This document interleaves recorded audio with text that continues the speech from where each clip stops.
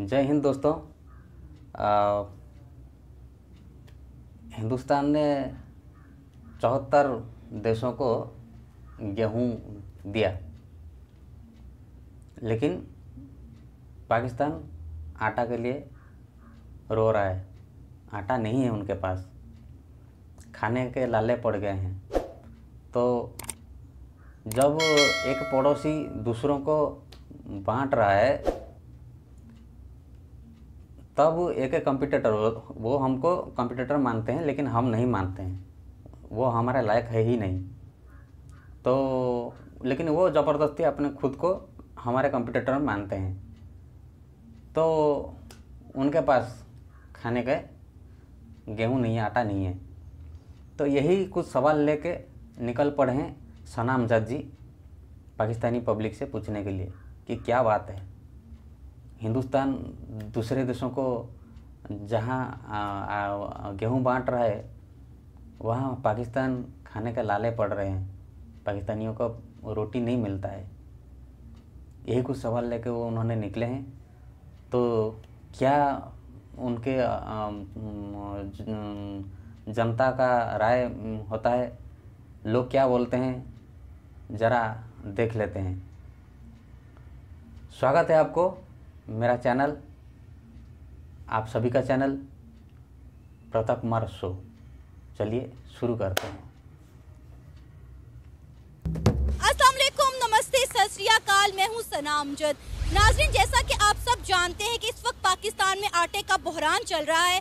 पाकिस्तान में आटे की कीमत 150 रुपये फी किलो तक पहुंच चुकी है। यहाँ तक कि गरीब आदमी आटे के हसूल के लिए मौत के मुंह में जा रहा है। तो अब पाकिस्तान की गवर्नमेंट ये सोचने पर मजबूर हो गई है कि दूसरे मुल्कों से गंदम या आटा इंपोर्ट किया जाए, जबकि हमारा हमसाया मुल्क भारत 75 मुल्कों को गंदम एक्सपोर्ट कर रहा है, गंदम गिफ्ट कर रहा है। इसी सारे मुद्दे पर आज हम बात करेंगे पाकिस्तान के अवाम से। तो आइए चलिए हमारे साथ। अस्सलाम वालेकुम। वालेकुम सलाम। सर, आपका नाम? जावेद। सर, कहा जा रहा है इस वक्त पाकिस्तान में शदीद किस्म का आटे का बहरान चल रहा है, क्या ये झूठ बोलते हैं, क्योंकि उन्होंने कीमतें बढ़ानी है कुलचों वाला ने, तो इसलिए कहते हैं कोई बहरान नहीं है। कोई बहरान नहीं है? हाँ, इजी मिल जाता है। मुझे तो आज तक कभी मुश्किल पेश नहीं आई। कह रहे हैं कि अमीरों के लिए है, गरीबों के लिए नहीं है। झूठ बोलते हैं, झूठ बोलते हैं। सरेआम आटा बिक रहा है, मिल रहा है। अच्छा, आटे की कीमतें बढ़ी हैं कि नहीं? वो तो दुनिया की हर चीज़ की बढ़ती है, क्योंकि जो परवेज लाई साहब है ना, इन्होंने आंखें बंद कर ली हैं। इन्होंने कहा शहबाज शरीफ को बेइज्जत करना है। अच्छा। बस असल मैटर ये है, अगर रोज चेक करें तो ये अच्छा, कभी भी एक बात मुझे समझ में आया कि ये जो भाई साहब अभी बोल रहे हैं इतने बड़े कॉन्फिडेंस के साथ, इसको कॉन्फिडेंस से नहीं बोला जाएगा, इसको क्या बोलते हैं,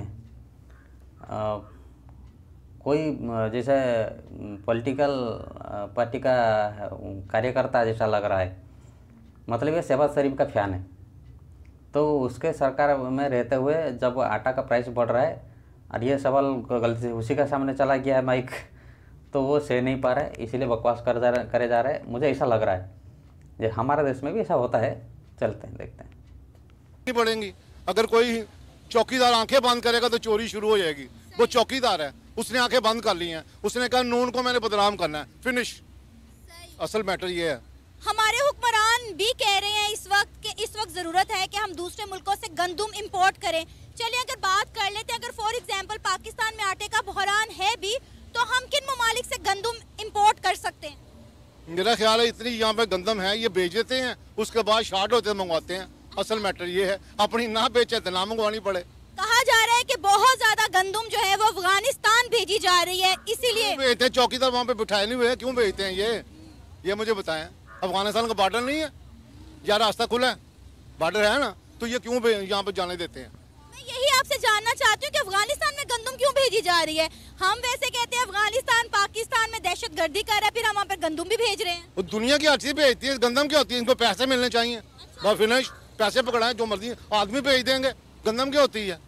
पैसे पकड़ाएं इनको, बस। जी नहीं, आप लोगों ने बराबरी करने की सोचा, हिंदुस्तान ने भेजा है तो हम भी बेचते हैं, नाम कमाते हैं। भाई हिंदुस्तान का पास इतना था, अनाज है जो सबको दे सकता है, तुम्हारे पास तो है ही नहीं। तुम अगर ऐसे ही कंपटीशन में निकल पड़ोगे तो भाई खुद अपने ही भूखे में लाले पड़ेगा, मरोगे भूखे।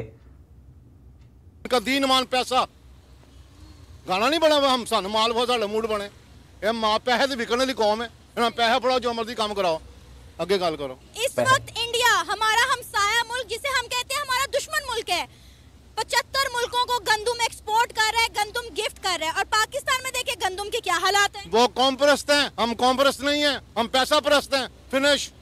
हमें सीट चाहिए, मुल्क दरबदर होता हो जाए। बात नहीं समझ आ रही, बात खत्म हो गई बात। नहीं, आपको नहीं लगता हमें इंडिया के साथ अपने ताल्लुकात बेहतर करने की जरूरत है?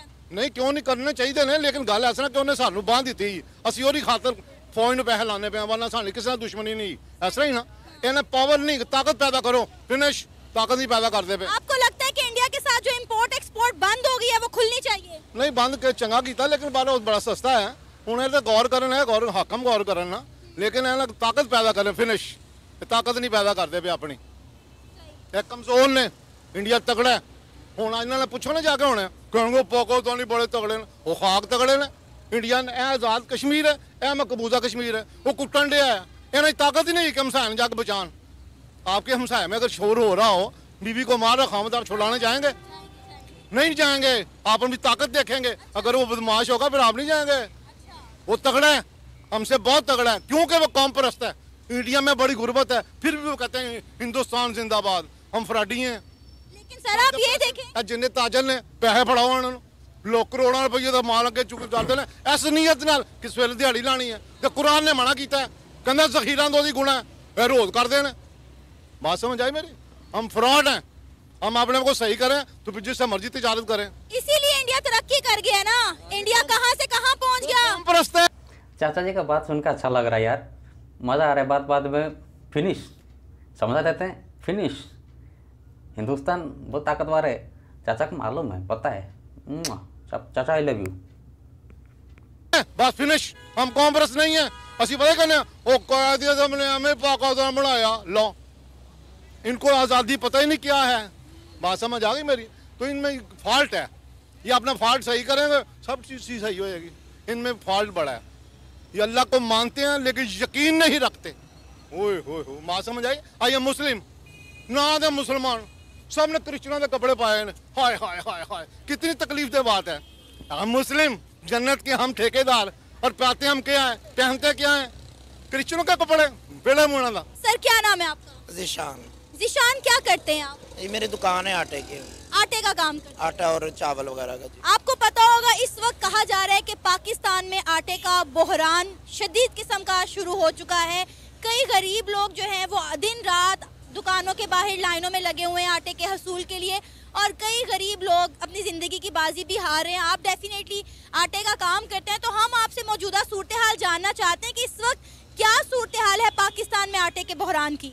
मैडम, तकरीबन लाखों की तादाद में लाहौर में आटे की सप्लाई आती है, और अल्लाह का शुक्र है कि दुकानों पर आटा भी वाफर मकदार में आ रहा है। ज़रूरत इस अमर की है कि ये जो पाकिस्तान से बाहर आटा और गंदम स्मगल हो रहा है उसको रोका जाए।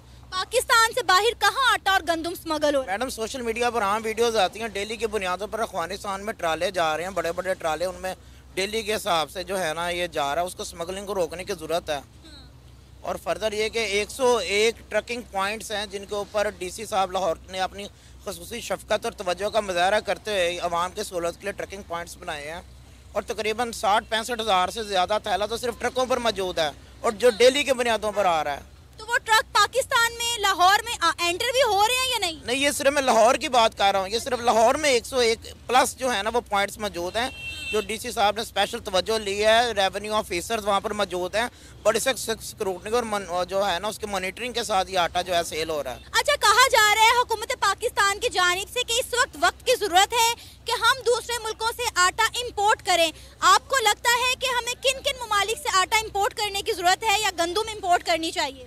मैडम, इस वक्त तो ये है कि जो अभी रशिया से ट्रक आकर बहरी जहाज़ जो हैं वो गंदम के आकर लगे हैं। फर्दर हुकूमत और भी टेंडर इशू कर रही है, और आलमी दुनिया में अगर देखा जाए तो यूक्रेन और रशिया ये दो ऐसे ममालिक हैं जो गंदम की पैदावार में टॉप पर हैं, और सबसे सस्ती गंदम इन ममालिक के पास है। माजी में भी पाकिस्तान से इम्पोर्ट करता रहा और अभी भी इम्पोर्ट कर रहा है, और ये हुकूमत है वो इसके ऊपर अच्छी खासी सब्सिडी देकर अवाम को आटा मुहैया करती है। हमारा हमसाया मुल्क इंडिया, अगर हम उसकी बात करें तो वो इस वक्त 74 कंट्रीज को गंदुम एक्सपोर्ट कर रहा है, उन्हें गिफ्ट कर रहा है गंदुम। वो भी एक जरखेज मुल्क है, उसकी इतनी गंदुम की पैदावार होगी कि वो लोगों को गंदुम जो है वो एक्सपोर्ट कर रहा है। और हम भी एक जरखेज मुल्क हैं और हमारे यहाँ गंदुम के आटे के लाले पड़े हुए हैं।